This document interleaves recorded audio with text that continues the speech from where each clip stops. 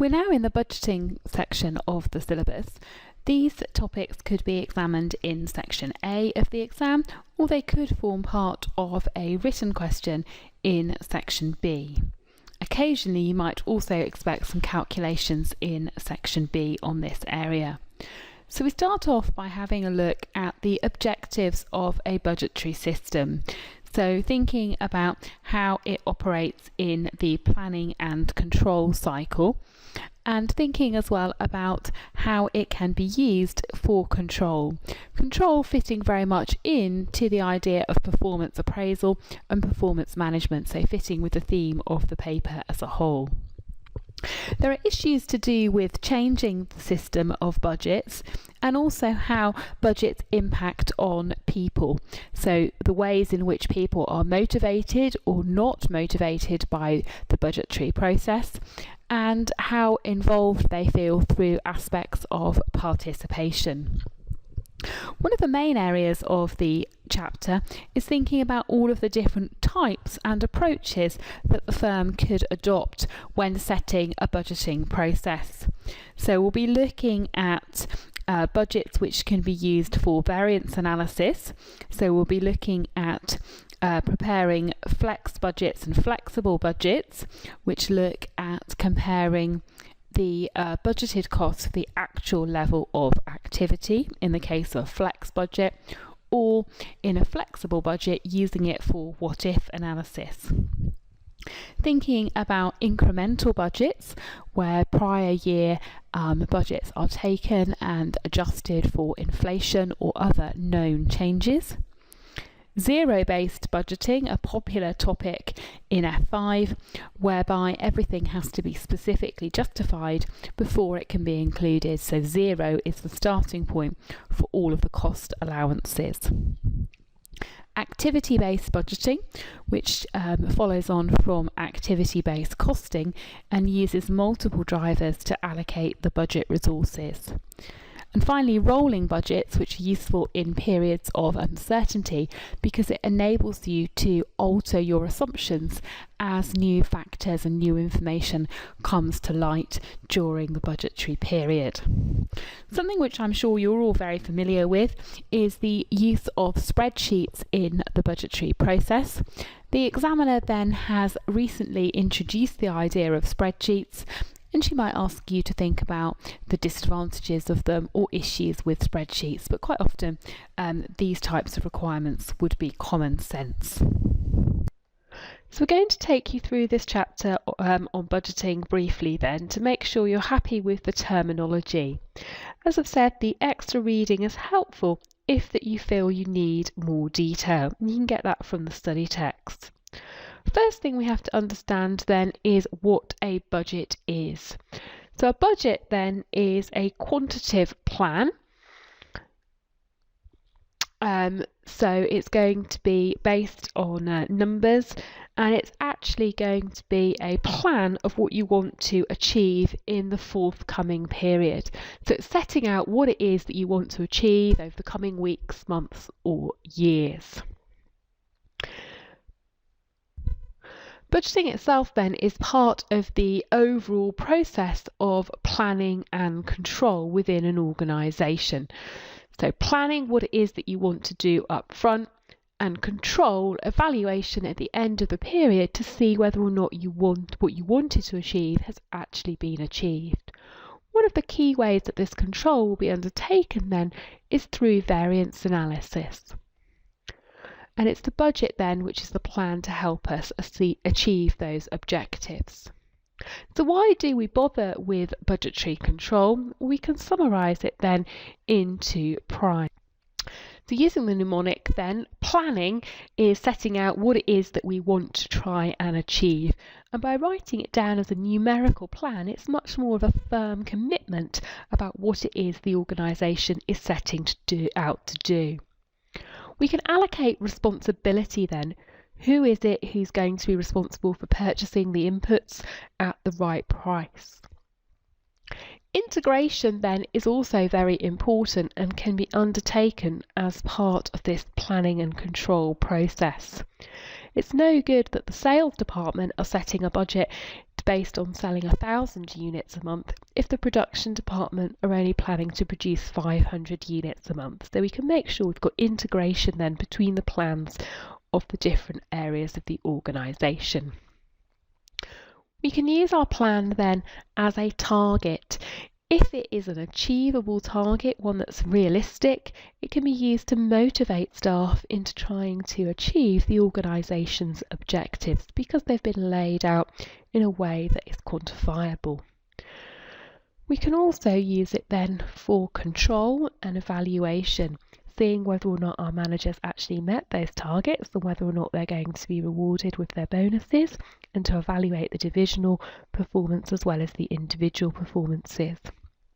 We can also, through variance analysis and control, look at what went well that we would want to try and replicate in the future, and what didn't go so well that we might need to investigate.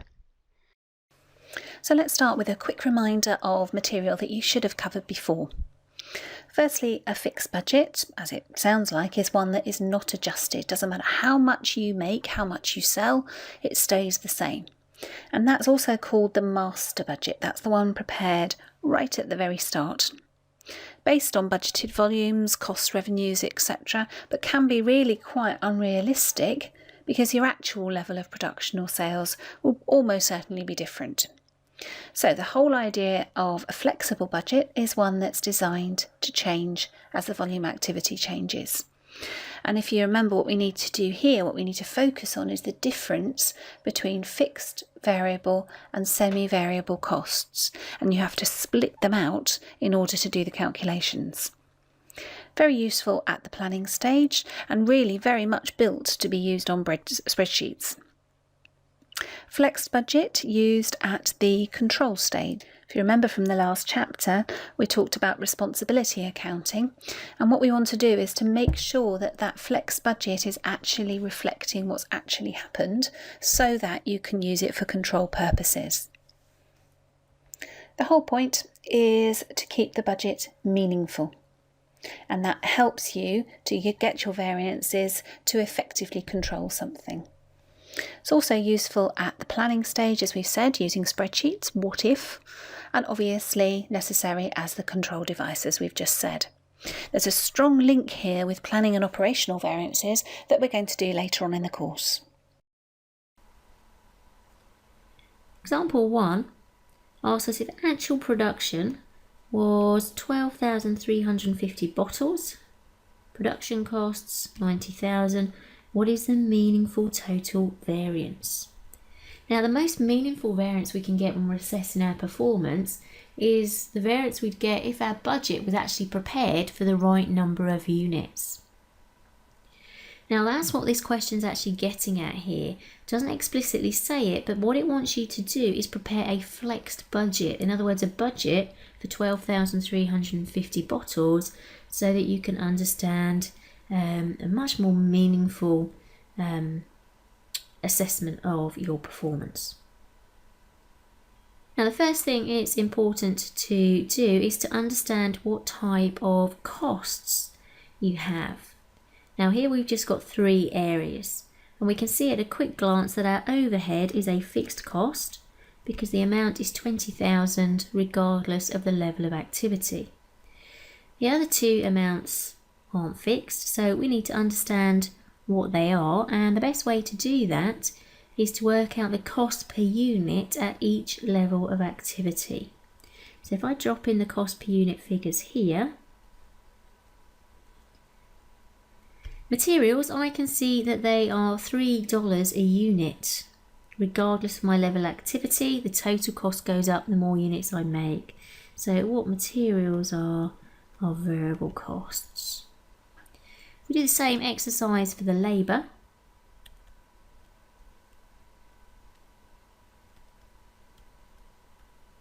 We can see that my cost per unit is not the same. So what I have here, therefore, is a semi-variable cost. Now, if you have to prepare a flexed budget, obviously your fixed overheads and your variable costs are the easiest to do. So I would always drop those in first and leave the calculation leave the calculation for your variable overheads till last. And leave the calculation for any semi-variable costs until last. Okay, so if I bring in my flexed budget, my actual costs, and then my variance. So I've got three types of cost. I've got my materials, I've got my labour, which I know is a semi-variable cost, so I might split that into the variable element and the fixed element, and then lastly I've got my overhead. Now in terms of the actuals, we're not actually given that broken down into any detail. Normally you would be, but here we've just got the total cost. If you're given it though, deal with your actuals first, generally the easiest to drop in, because they have to tell you what they are. Then deal with your fixed cost. So we know our overhead was 20,000. Then our materials, we know we are looking at $3 a bottle. Now remember, our flex budget we base on our actual activity level of 12,350 bottles. So at a rate of $3 each, that gives us a cost of $37,050. Now when it comes to the labour, we're going to have to do a work-in to establish how much is variable and how much is fixed. Now that work-in that we need to do, hopefully you can remember that from your earlier studies, we need to use the high-low method in order to work out the amount of fixed and variable costs.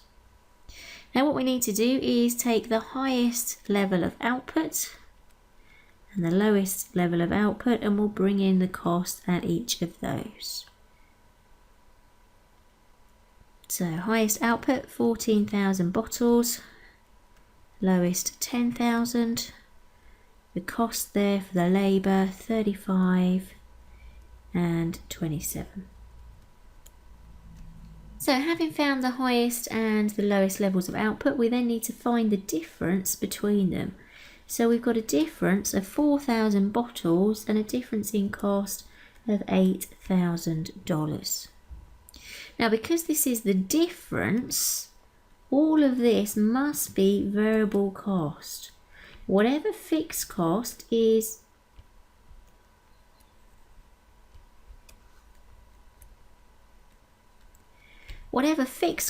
in the 27 is also in the 35. So the difference is only ever the variable amount.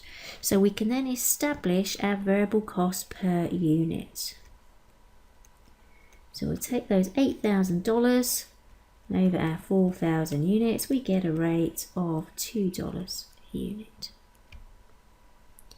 Now once we understand the variable cost per unit, we can work out the variable cost in total. We know the total cost, the difference will be our fixed cost. So it doesn't matter which level of output you choose. If I take 10,000,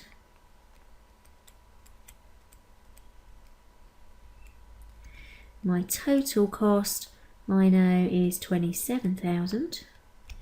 My variable cost at $2 a unit would therefore be 20,000. And the difference between the two, the 7,000, must therefore be my fixed cost. So let's put that into our flexed budget. I've got 7,000 of fixed, and I know that my variable is at $2 a unit.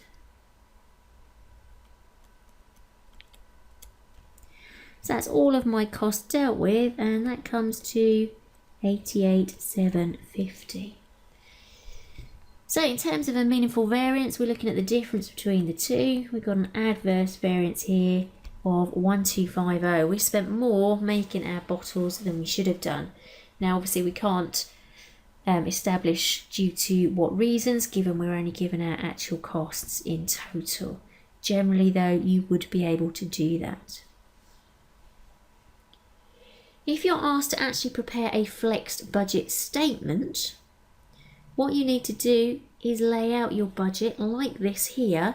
The other thing that you might need to bring in is a column for your original budget, but your variance is always going to be looking at your flexed budget less your actuals.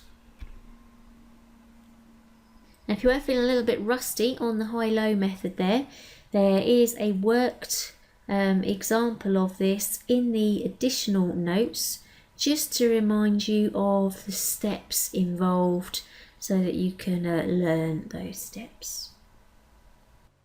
Now I'm going to run quickly through the different types of budgetary systems, but again you need to have enough knowledge here to be able to do a good discussion and grab what's usually quite easy marks in the F5 exam.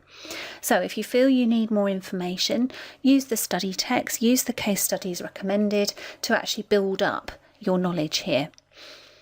Incremental budgeting, first of all, this is the old-fashioned one.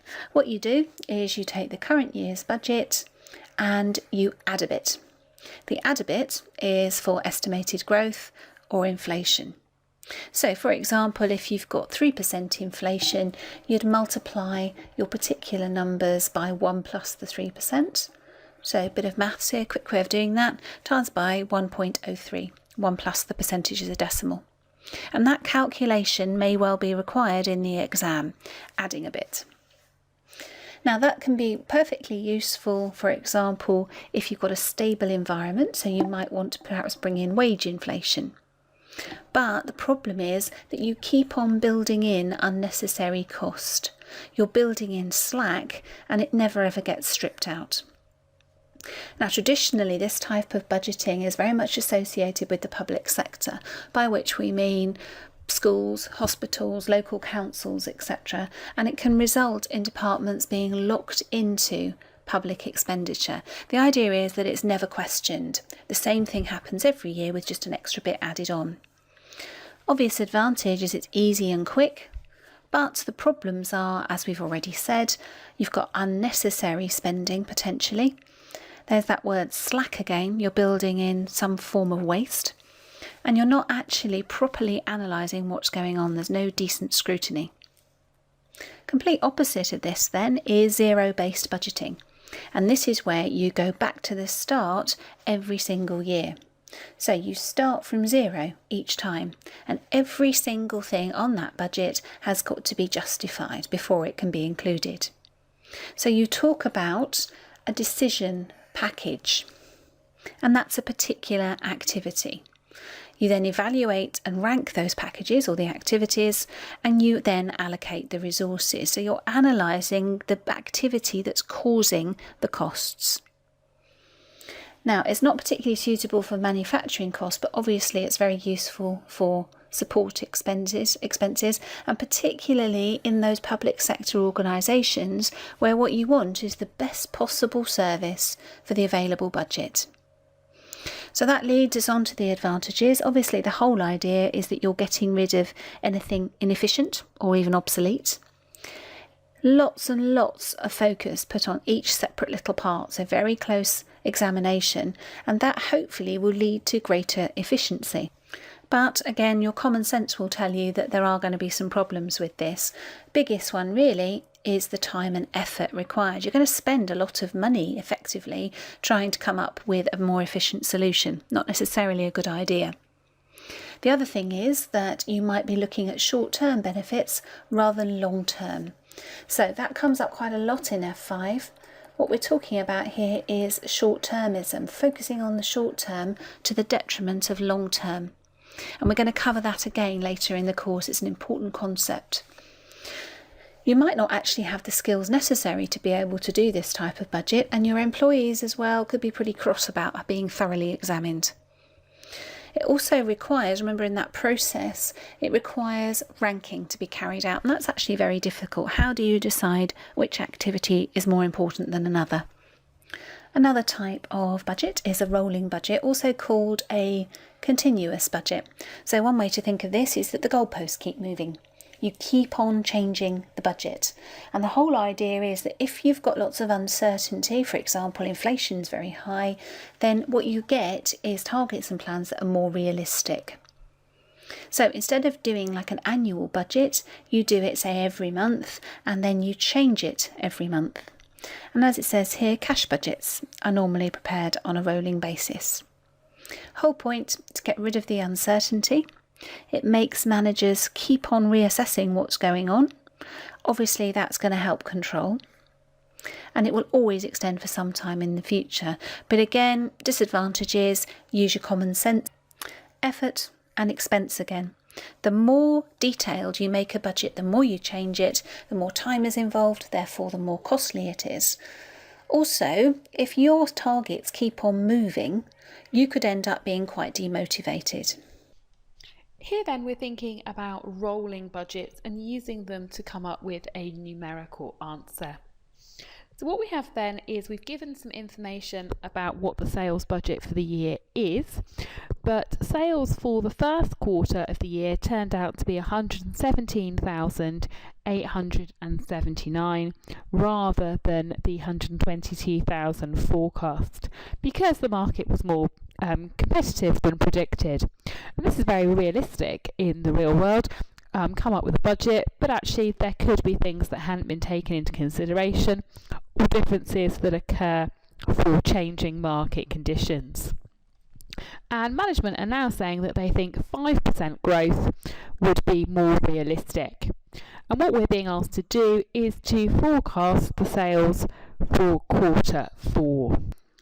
So we need to start off with quarter 1's 117,879, and then we've got growth of 5%. Now there's going to be growth between quarter 1 and quarter 2.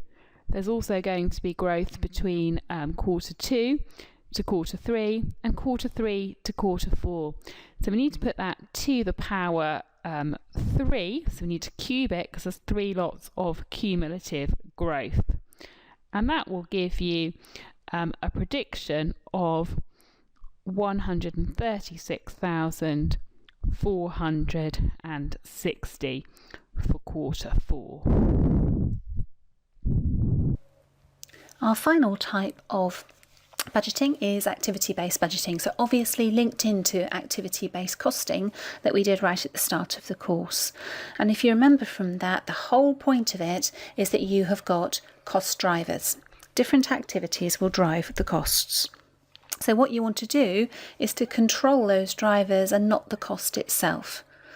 The idea being that not everything is adding value, and particularly traditional financial measures, they don't go for the continuous improvement approach which activity-based costing and activity-based budgeting will do. 2 more aspects that we need to consider. What happens when a business decides to change a budgetary system? Now again, this is where your common sense needs to come in. If you're faced with a scenario in an exam which is telling you about a potential change, for example from incremental budgeting to zero-based, you need to think about how the employees would react and the impact on the business of making that change. So this section here just gives you some ideas to consider in that kind of scenario. Things like your staff would need to be trained, they might not like it very much, there's a loss of control, the lack of systems, etc. Learning curve we're going to come back to later in another chapter. The idea is that you are quicker at something the more that you do it. So moving on then to budgeting and uncertainty, and we're going to start looking again at some flexible budgeting techniques, the rolling budgets, and importantly what we're going to look at here is probabilistic budgeting, otherwise known to its friends, which we've covered before, as expected values. So a little bit of a reminder of what we've done in a previous chapter, and you'll notice also sensitivity analysis is there, which we've also covered before. Okay, so hopefully your answer to example 2 is 190. So we take probability times that profit or loss for each of our 3 scenarios and then add them up. The problems we saw with expected values still hold true. So the results that you get then are only going to be as good as the probabilities that you've got. If they've been plucked out of thin air, then your expected value result will be less accurate. Remember, expected value doesn't take any account of the risk associated with the decision. There's no spread with those calculations.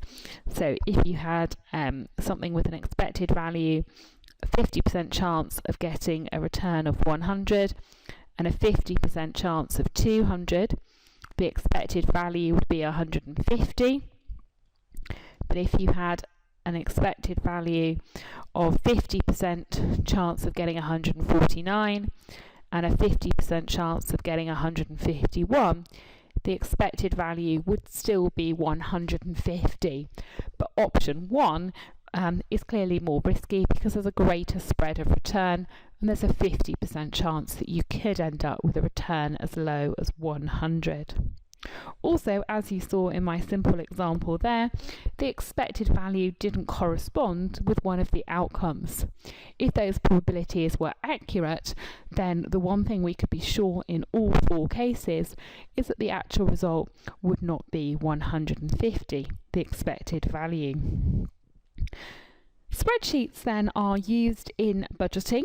They're very, very useful for accountants in helping them to build models and help with forecasting techniques and planning processes, especially useful for what-if analysis. Now, obviously, you're not going to have access to a spreadsheet in the exam, so you'll just need to know that they exist and perhaps be aware of some of the limitations, such as lack of audit trail or possibility of corruption.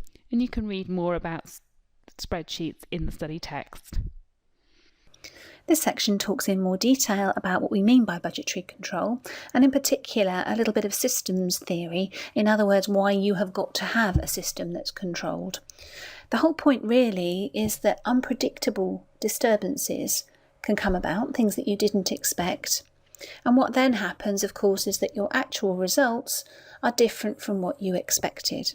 So the control element is finding out why that might have happened. So for example, your raw materials go up, your prices have to come down because the competitors brought theirs down. And we talk about the concept of feedback. So what's meant by feedback is where you do compare what actually happened and look back at what you expected. So you're feeding back the information. Now, very important in F5 is to understand the difference between what's controllable and what's uncontrollable. Controllable cost is obviously one which can be influenced by the person doing the budget, and they need to be separated from ones that are uncontrollable. This all comes down to responsibility accounting. There's another key term there. The idea is that you're only held responsible for something that you've got control over. And it's important when you look at scenarios to recognise which costs are controllable by a manager and which ones are not. So feedback control I've already mentioned. That's our traditional variance analysis, comparing actual with budget. The opposite to that can be feed forward control. And here it's worth thinking about the link to target costing. If you remember there, we planned what the costs were going to be and planned what the price we could actually charge to our customers. The difference between what we thought was going to happen and what needed to happen, we called a target gap, a cost gap. Well, this is the same idea, because what you do is you plan what you think is going to happen and you have your forecast. And the difference between the two means that you've got to take some sort of action. It's a difference between anticipated and planned results. So looking into the future, looking for a gap, and then taking action to sort it out. The final section in this chapter looks at what happens when you bring people into the whole situation. Budgets don't happen on their own. People's behaviour will have a huge impact on what happens in a business. So it's important that we actually look at the impact of budgeting systems on human behaviour. Now, the type of situations that are listed here potentially could come into an exam scenario. So you need again to use your common sense and think about the impact of this sort of situation occurring and what could be done to alter it. So the important thing here is that a good system of control should influence employees to do what's best for the business. So how do you achieve that? Well, what you need is a budget that's perceived as challenging but achievable. Some key words there. If it's too difficult, then people just give up. If it's too easy, then you're not optimising the performance. Another key word there, or two words, is goal congruence. And what that means is that the goals of management are actually in line with the goals of the organisation as a whole. Another way to look at that is that everybody's working towards the same aim. If that happens, then the performance obviously will be better. The final thing that we need to look at is to what extent should people have an input into budgets. So we've got two types of budget mentioned here, a top-down system and a bottom-up system, and they really are exactly what they sound like.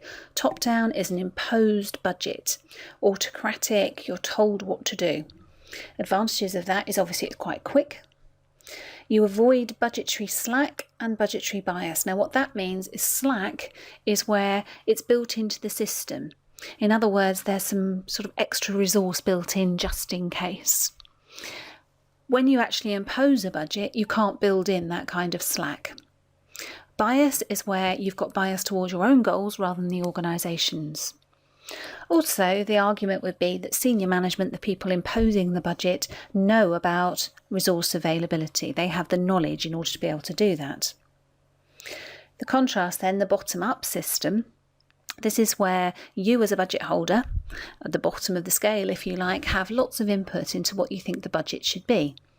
Now obviously that's going to make you more motivated, it's going to improve your morale, you're more likely to achieve the budget, but it's going to take an awful lot longer and potentially you could get slack, you could get bias, etc.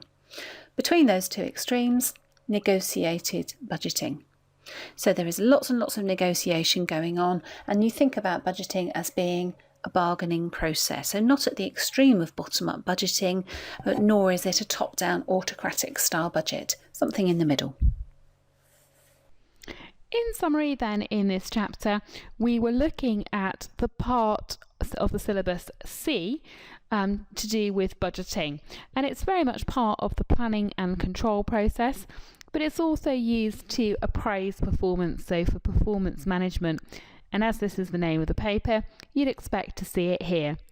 You can remember the reasons then for budgeting using the mnemonic PRIME.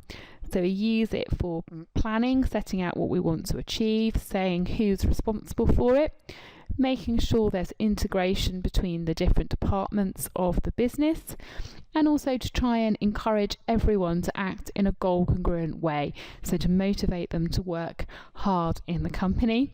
And again, as I was saying, to evaluate how successful those objectives have been met.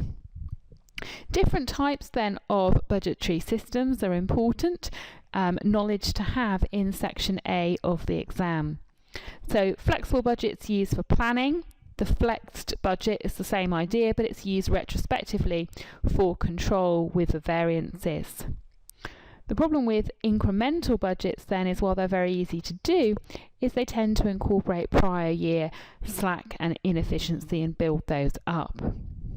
Zero-based budgeting is more efficient, should lead to more efficient resource allocation, and it's very suitable for discretionary expenditure, less so than for things that have to be incurred. Rolling budgets can be used in periods of uncertainty, but they're very time-consuming to do. Activity-based budgeting ensures the costs of the budgets are managed.